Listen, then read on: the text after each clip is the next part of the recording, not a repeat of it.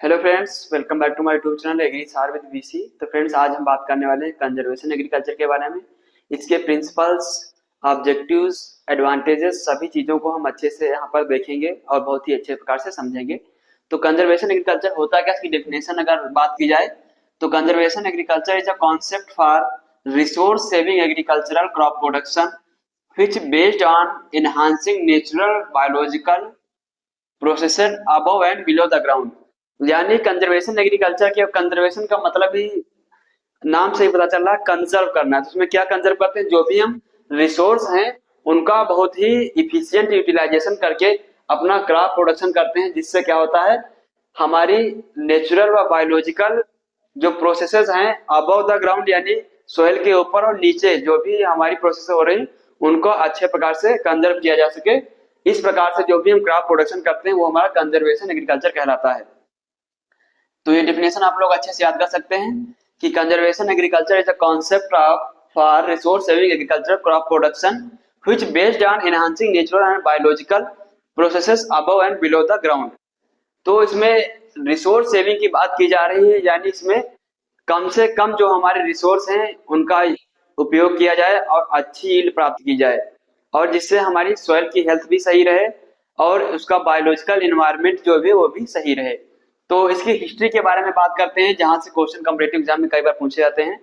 तो 1940 में सर्वप्रथम क्या हुआ था कि डायरेक्ट सीडिंग मशीनरी का डेवलपमेंट हुआ था। डायरेक्ट सीडिंग मशीनरी यानी जिससे हम डायरेक्ट सीड की सोइंग करते हैं, उसका डेवलपमेंट हुआ था 1940 में। अगर 1943 1943 की बात की जाए तो यहाँ पर एक बुक लिखी गई थी, no till book on no till in modern agriculture. तो नो टिल पर जो बुक लिखी गई थी modern agriculture, no till in modern agriculture जो बुक लिखी गई थी वो लिखी गई थी फॉकनर के द्वारा। तो 1943 में एक बुक लिखी गई थी no till in modern agriculture, वो लिखी गई थी फॉकनर के द्वारा।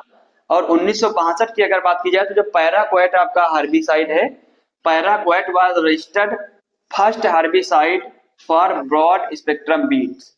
जो भी आपके ब्रॉड स्पेक्ट्रम बीट्स होते हैं उनके लिए फर्स्ट हर्बिसाइड जो आपका रजिस्टर हुआ था वो पैराक्वेट था 1962 में, जो कि आपके एग्जाम में पूछा जा सकता है। यहीं पे बात करेगा 1973 में, तो फिलिप्स एंड यंग नामक साइंटिस्ट ने एक बुक पब्लिश की। कौन सी? No tillage farming. No tillage farming book किसके द्वारा पब्लिश की गई? तो फिलिप्स एंड यंग के द्वारा 1973 में। यहीं पर अगर हम बात करें 1975 यानी 1975 में वन स्टार रिवॉल्यूशन, जो कि बहुत ही इंपॉर्टेंट बुक है, आपकी कई बार एग्जाम्स में पूछी जा चुकी है और पूछी जाती रही है। तो वन स्टार रिवॉल्यूशन 1975 में ये आपके फोकोका नामक साइंटिस्ट के द्वारा कंजर्वेशन एग्रीकल्चर पे पब्लिश की गई, और जो आपके फोकोका है नेचुरल फार्मिंग के फादर भी हैं। अगला अगर बात करें 1976 1976 में ग्लाइफोसेट रजिस्टर हुआ था आपका जनरल ब्रॉड स्पेक्ट्रम बीट्स के रूप में 1976 में। यहीं पर अगर बात करें 1982 की, तो फर्स्ट ग्लाइफोसेट ट्रांसजेनिक क्रॉप आपकी डेवलप हुई थी 1982 में। फर्स्ट ग्लाइफोसेट ट्रांसजेनिक क्रॉप कब डेवलप हुई थी? 1982 में। और अगर हम बात करें कंजर्वेशन एग्रीकल्चर इंडिया में कब इंट्रोड्यूस हुआ, तो ये 1992 में इंट्रोड्यूस हुआ। इन 1992 conservation agriculture introduce in India, Pakistan, Bangladesh. India, Pakistan और बांग्लादेश तीन जगहों पर 1992 में कंजर्वेशन एग्रीकल्चर इंट्रोड्यूस हुआ। कंजर्वेशन एग्रीकल्चर होता क्या है? रिसोर्स सेविंग एग्रीकल्चर का प्रोडक्शन है, जो कि बायोलॉजिकल और नेचुरल प्रोसेसेस को above and below the ground save करता है या कंजर्व करता है या इनहेंस करता है। तो ये आपका है कंजर्वेशन एग्रीकल्चर। इसका मेनली मतलब ये हुआ कि मिनिमम सॉइल डिस्टरबेंस किया जाए और सॉइल फर्टिलिटी भी मेंटेन रहे, कम से कम रिसोर्स का हनन हो हमारा। तो इन सभी चीजों पर बेस्ड है कंजर्वेशन एग्रीकल्चर। हम यहाँ पर अभी कन्वेंशनल एग्रीकल्चर और कंजर्वेशन एग्रीकल्चर में डिफरेंस भी देखेंगे, और ये भी बात करेंगे कि हम कंजर्वेशन एग्रीकल्चर क्यों अडॉप्ट करें और कन्वेंशनल एग्रीकल्चर को क्यों छोड़ें। तो सबसे पहले हम बात कर लेते हैं प्रिंसिपल्स ऑफ कंजर्वेशन एग्रीकल्चर, जो कि आपके एग्जाम के लिए बहुत ही इंपॉर्टेंट है। तो मेनली इसके तीन प्रिंसिपल हैं।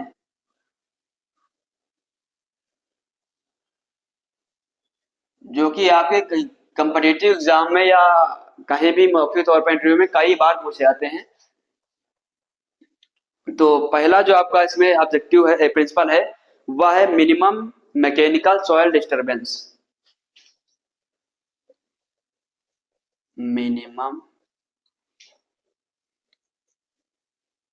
Mechanical soil disturbance.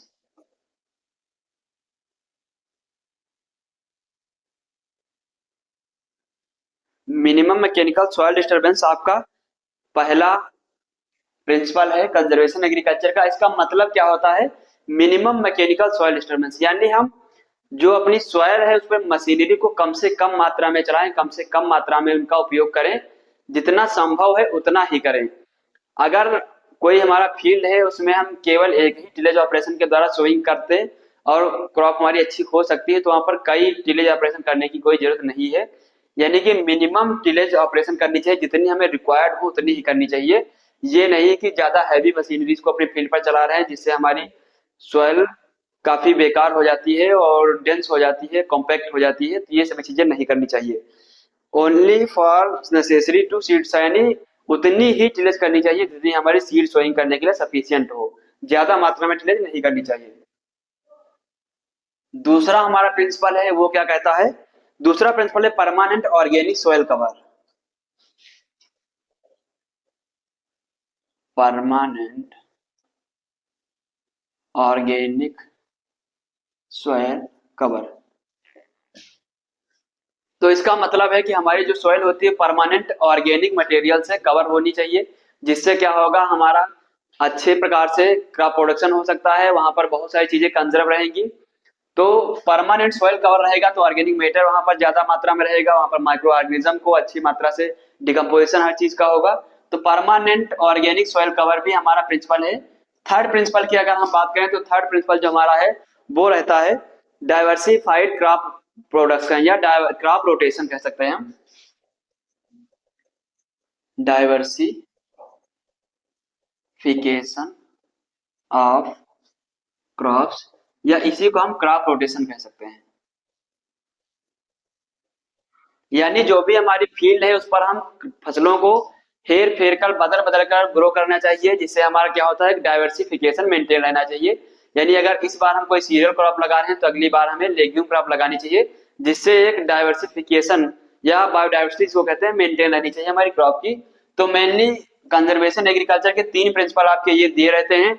एक चौथा प्रिंसिपल और भी है आपका, जो कि अभी हाल ही के एसआरबी नेट के एग्जाम में पूछा गया था, और रिसेंटली जो भी आपके कम्पिटेटिव एग्जाम होते हैं वहां कई बार देखने को मिल जाता है।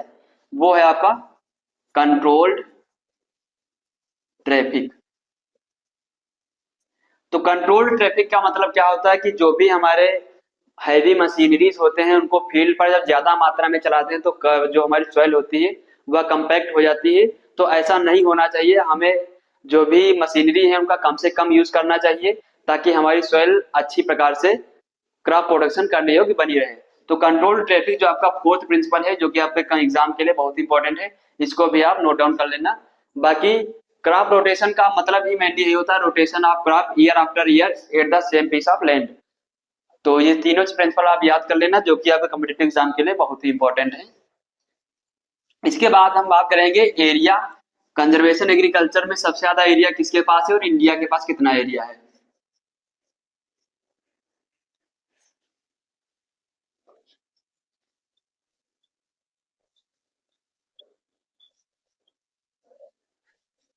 तो कंजर्वेशन एग्रीकल्चर में अगर सबसे ज्यादा एरिया की बात की जाए तो सबसे ज्यादा एरिया है आपकी यूएसए के पास।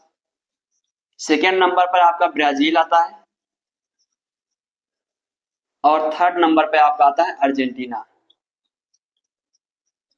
तो सबसे ज्यादा एरिया यूएसए के पास है, सेकेंड नंबर पर अर्जेंटीना है, और थर्ड नंबर पर अगर बात की जाए तो आपका, सॉरी, सेकेंड नंबर पर ब्राजील है, थर्ड नंबर पर अर्जेंटीना आता है।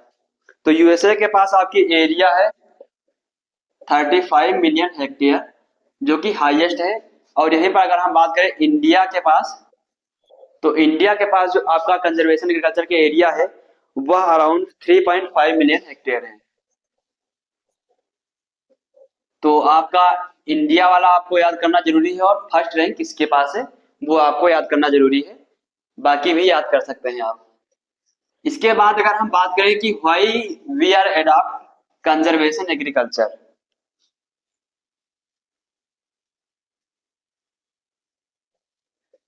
कंजर्वेशन एग्रीकल्चर हम क्यों अडॉप्ट करें, या कन्वेंशनल एग्रीकल्चर से कंजर्वेशन एग्रीकल्चर की तरफ हम क्यों मूव ऑन करें, तो इसको हम एक फ्लो चार्ट के माध्यम से बहुत ही अच्छे प्रकार से समझेंगे। तो अब हम यहाँ पर बात करेंगे कि हमें कंजर्वेशन एग्रीकल्चर क्यों अडॉप्ट करना चाहिए। तो हमने यहाँ पर एक कन्वेंशनल एग्रीकल्चर का, कन्वेंशनल टिलेज का एक हमने फ्लो चार्ट बना रखा है, जिससे आपको पता चलेगा कि कन्वेंशनल टिलेज से हमें क्या क्या हमारी सॉइल पर बुरे इम्पैक्ट देखने को मिल रहे हैं, जिससे हम कंजर्वेशन एग्रीकल्चर अडॉप्ट करेंगे। तो हम पहले कन्वेंशनल टिलेज को अच्छे से देखते हैं कि कन्वेंशनल टिलेज से हमें क्या नुकसान या क्या फायदे हो रहे हैं, और कंजर्वेशन टिलेज तो हमने आपको पढ़ा ही रखा है। तो कन्वेंशनल टिलेज में मेनली क्या होता है, जब भी हम कन्वेंशनल टिलेज करते हैं, कन्वेंशनल टिलेज का मतलब है कि हाईवी मशीनरीज का, हाई अमाउंट में मशीनरीज का, फर्टिलाइजर्स का, वाटर का, हर चीज का यूज करना। तो सबसे पहले आपका यहाँ पर दिया गया है कि अगर हम कन्वेंशनल टिलेज करते हैं तो क्या होता है, हमारा पल्वेराइजेशन ऑफ सोयल सरफेस लेयर। जब हम कन्वेंशनल टिलेज करेंगे तो हमारी सरफेस लेयर का पल्वेराइजेशन होगा, यानी वो क्या होगी, बहुत ही ज्यादा मशीनरी यूज करेंगे तो हमारी सॉइल क्या होगी, ज्यादा भुरभुरी हो जाएगी। जब ज्यादा टिलेज वगैरह ऑपरेशन करेंगे तो जब ज्यादा भुरभुरी हो जाएगी तब हमारा क्या देखने को मिलेगा, विंड इरोजन, क्योंकि पार्टिकल्स हमारे छोटे छोटे हो जाएंगे सॉइल के, तो विंड इरोजन देखने को मिलेगा। और इसी के साथ आपका विंड इरोजन के साथ ही आपका जब विंड इरोजन होगा तो हमारी सॉइल का लॉस होगा। तो पहला तो आपका ये होगा कि पल्वेराइजेशन ऑफ सॉइल सरफेस, और पल्वेराइजेशन होगा तो हमारा विंड इरोजन होगा। फिर कन्वेंशनल टिलेज से हमें दूसरा इफेक्ट क्या मिलेगा कि जब हम कन्वेंशनल टिलेज करेंगे तो हमारा क्या होगा, रिडक्शन ऑफ वेजिटेटिव कवर। जब कन्वेंशनल टिलेज करेंगे, ज्यादा मात्रा में टिलेज करेंगे तो हमारा वेजिटेटिव कवर, सॉइल के ऊपर जो कि वेजिटेटिव पार्ट से सॉइल हमारी कवर थी, वह नष्ट होगा। जब वह नष्ट होगा तो क्या होगा, इंक्रीज रन ऑफ वाटर का, जो रन ऑफ होता है जो कि सरफेस लेयर पर मूवमेंट वाटर का होता है हॉरिजॉन्टली, वो होना बंद हो जाएगा। वो फिर क्या करेगा, पानी इनफिल्ट्रेट करने लगेगा। तो जब रन ऑफ सॉरी इंक्रीज होगा यानी रन ऑफ बढ़ेगा, जब वेजिटेटिव कवर होगा तो पानी ज्यादा आगे नहीं जा पाएगा, वह इनफिल्ट्रेट कर जाएगा सॉइल में। लेकिन जब वेजिटेटिव कवर नहीं होगा तो उसको रोकने के लिए कोई बाधा नहीं होगी, तो वह ज्यादा मात्रा में रन ऑफ करेगा। जो ज्यादा मात्रा में रन ऑफ करेगा तो वहां पर क्या देखने को मिलेगा, वाटर इरोजन आपको देखने को मिलेगा, जिसके साथ सॉइल हमारी कटकर दूसरी जगह पर जाने लगेगी। और जब इरोजन होगा तो इससे क्या होगा, inefficient use of water and fertiliser. जो भी हम आपका वाटर फील्ड में देंगे, फर्टिलाइजर फील्ड में देंगे, वो उसी रन ऑफ के साथ बहकर दूसरी फील्ड में, दूसरी जगह चले जाएंगे। तो इससे क्या होगा हमारा, जब ये इनएफिशिएंट जब बहकर चले जाएंगे तो कॉस्ट ऑफ प्रोडक्शन हमारी बढ़ेगी, क्योंकि हमारे फर्टिलाइजर फील्ड पे होंगे नहीं तो दोबारा हमें देने पड़ेंगे, जिससे कॉस्ट ऑफ कल्टीवेशन बढ़ेगी। और इससे क्या होगा, हमारा पोल्यूशन भी देखने को मिलेगा। अगला क्या है, जब हम कन्वेंशनल टिलेज करेंगे, भारी मात्रा में, ज्यादा मात्रा में टिलेज ऑपरेशन यूज करेंगे, तो वहां पर हमारी सॉइल कंपैक्ट होगी। जो कंपैक्शन ऑफ अंडरलेइंग लेयर, जो भी हमारे सॉइल के नीचे की लेयर है, वह कंपैक्ट होगी। जब सॉइल कंपैक्ट होगी तो उससे क्या होगा, reduction of water infiltration. Water का जो इनफिल्ट्रेशन है, जो downward movement of water soil में होता है, वो नहीं हो पाएगा, क्योंकि नीचे की सॉइल हमारी कंपैक्ट होगी। और उससे क्या होगा, पुअर रूट डेवलपमेंट। जो हमारी रूट्स हैं, जड़ें हैं पौधों की, वो भी ज्यादा डीप लेयर तक नहीं जा पाएंगी, जिससे वाटर अच्छे मात्रा से न्यूट्रिएंट एब्जॉर्ब नहीं कर पाएंगी। और जब कंपैक्शन होगा, पुअर रूट डेवलपमेंट होगा, तो ऑटोमेटिक हमारी यील्ड जो है वो रिड्यूस होगी। तो ये आपका एक फ्लो चार्ट था, जिसमें आप देख सकते हैं या आप कह सकते हैं कि कन्वेंशनल टिलेज करने से हमें ये हानियां होती है, इसीलिए हम कंजर्वेशन टिलेज को अडॉप्ट करें या करना चाहिए। तो ये फ्लो चार्ट आप बना सकते हैं अपने किसी भी रिटन एग्जाम में, तो आपको बहुत ही अच्छे नंबर मिलेंगे। अब हम बात करते हैं बेनिफिट्स ऑफ कंजर्वेशन एग्रीकल्चर। क्या क्या बेनिफिट हमें है कंजर्वेशन एग्रीकल्चर से। इसके बाद हम बात करेंगे कि वही जो है, क्यों लोग कंजर्वेशन एग्रीकल्चर को अडॉप्ट नहीं कर पा रहे हैं अभी भी।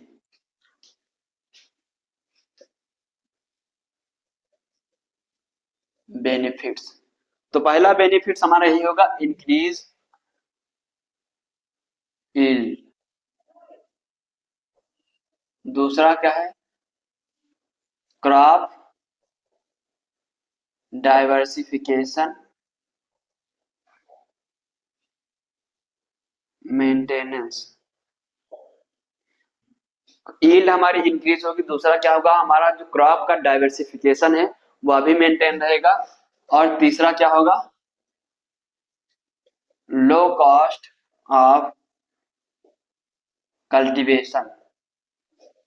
जब कम मात्रा में टिलेज ऑपरेशंस को हम यूज करेंगे और परमानेंट वेजिटेटिव सॉइल कवर रहेगा तो वहां पे हमें क्या होगा कि हमारी जो कॉस्ट है, ज्यादा मशीनरी चलाने के बाद जो कॉस्ट आती थी वो हमारी कम होगी।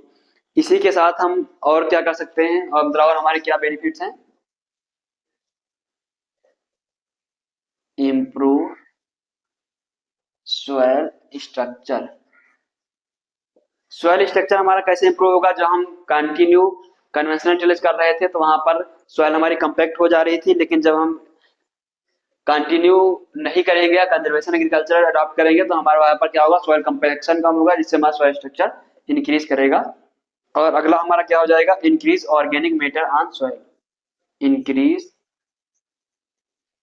Organic matter. जब परमानेंट ऑर्गेनिक सॉइल कवर रहेगा तो वहां पर ऑर्गेनिक मैटर श्योर है इंक्रीज होगा। और क्या हो सकता है? Improved yield stability. और ये सभी चीजें होंगी आपकी mainly.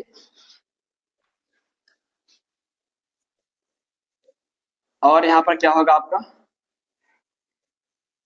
Water fertilisers, waters fertilisers and herbicides,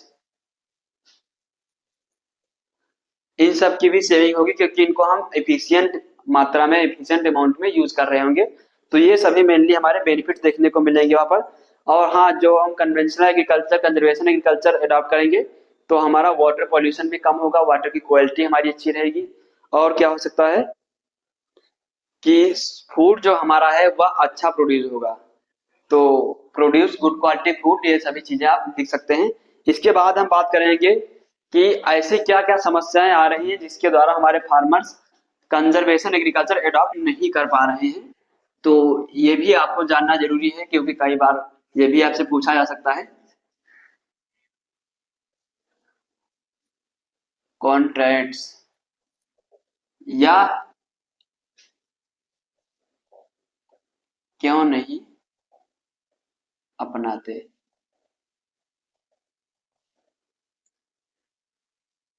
contracts in adopting conservation technology, यानी फार्मर्स हमारे क्यों कंजर्वेशन एग्रीकल्चर को अडॉप्ट नहीं कर पा रहे हैं। तो सबसे पहला है आपका लेक ऑफ अवेयरनेस, यानी कि अवेयरनेस का मतलब होता है जागरूकता। हमारे जो भी फार्मर्स हैं वो इतना ज्यादा जागरूक नहीं हो पा रहे हैं, अभी नहीं है कि हमारा कन्वेंशनल और कंजर्वेशन एग्रीकल्चर में क्या मेनली डिफरेंस है, इसको हम क्यों अडॉप्ट करें, क्या क्या हमारे फायदे हैं। तो ये अवेयरनेस अभी उनको नहीं है। नंबर सेकेंड क्या हो सकता है कि हाई इनिशियल कॉस्ट। इनिशियल यानी शुरुआती कॉस्ट हमारी जो है थोड़ी ज्यादा हो जाती है। और नंबर थर्ड क्या है? लो इनिशियल यील्ड। हो सकता है हमारी क्रॉप प्रोडक्शन, या होता ही है जो हम पहली बार कन्वेंशनल एग्रीकल्चर अडॉप्ट करते हैं तो वहां पर पहली बार में तो हमें यील्ड थोड़ी कम देखने को मिलती है, लेकिन परमानेंट जब करते रहते हैं तो यील्ड भी हमारी अच्छी होने लगती है। अगला क्या है? Require skills.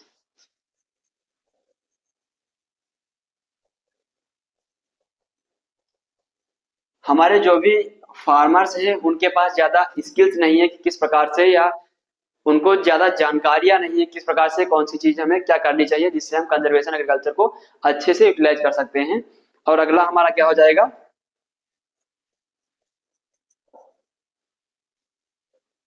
absence of high tech machinery.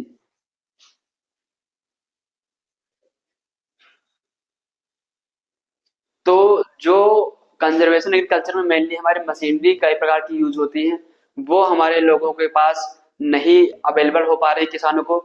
जैसे हम सीड ड्रिल की बात करें या जीरो टिलेज में जो भी हमारी मशीनरीज यूज होती हैं तो उनके उपयोग करने से हम क्या करते हैं, जीरो टिलेज करके या मिनिमम टिलेज करके हम वहां पर सोइंग कर देते हैं। तो वो मशीनरी जो है हमारे फार्मर्स को सही प्रकार से अवेलेबल नहीं हो पा रही है। अगला क्या है, स्मॉल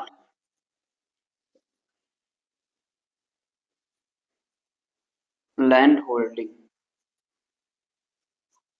जो भी हमारे फार्मर्स हैं उनके पास जो लो लैंड होल्डिंग है, यानी जो उनके पास भूमि है वह कम है, या छोटे छोटे उनके प्लॉट्स हैं, कम मात्रा में उनके पास भूमि है, तो वो उस एक भूमि पर डायरेक्ट इस चीज को नहीं अडॉप्ट कर सकते। तो ये भी एक रीजन है कि जो हमारे फार्मर्स हैं वो कंजर्वेशन एग्रीकल्चर को अडॉप्ट नहीं कर पा रहे हैं। अगला क्या है, mind set of clean cultivation. Mind set of clean cultivation. जो भी हमारे फार्मर्स होते हैं मेनली उनका ज्यादातर मानना ये रहता है कि हमारा फील्ड साफ सुथरा रहना चाहिए। और कंजर्वेशन एग्रीकल्चर क्या कहता है कि परमानेंट ऑर्गेनिक सॉइल कवर हमारा रहना चाहिए। तो जो भी किसान होते हैं उनका माइंडसेट रहना चाहिए कि हमारा फील्ड जो है क्रॉप साफ सुथरा होना चाहिए, परमानेंट क्लीन होना चाहिए। तो इस वजह से भी बहुत सारे फार्मर्स कंजर्वेशन एग्रीकल्चर को क्रॉप अडॉप्ट नहीं कर पा रहे हैं। तो ये कुछ कंजर्वेशन एग्रीकल्चर से संबंधित फैक्ट, डेफिनेशन, प्रिंसिपल्स व चीजें थी जो हमने डिस्कस की, जो कि आपके कॉम्पिटिटिव एग्जाम के लिए बहुत ही इंपॉर्टेंट है। इसके बाद मिलते हैं नेक्स्ट लेक्चर में। तो इस लेक्चर में यहीं तक ही, धन्यवाद।